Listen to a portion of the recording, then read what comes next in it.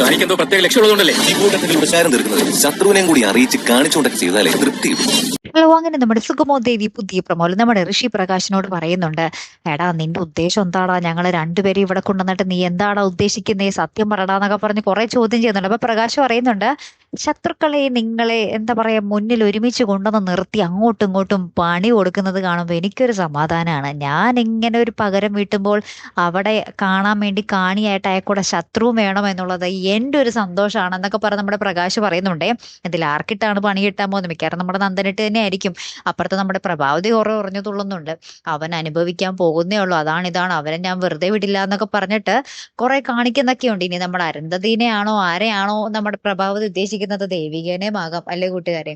ഇനി അവിടെയും ഇങ്ങനെ സ്വരച്ചർച്ചകൾ ഇങ്ങനെ നടന്നുകൊണ്ടേ ഇരിക്കുകയാണ്. അരുന്ധതി ആണെങ്കിൽ ഇപ്പോ വല്ലാത്തൊരവസ്ഥയിലാണ്. എന്താണ് സത്യം, താൻ എന്ത് ചെയ്യും, ആർക്കൊപ്പം നിൽക്കും, എങ്ങനെ കണ്ടുപിടിക്കും എന്നുള്ള ഒരു അവസ്ഥയിലാണ്. എന്തായാലും കാത്തിരിക്കട്ടെ. അടുത്തൊരു വീഡിയോയുമായി വരുന്നത് വരയ്ക്കും ഗുഡ് ബൈ.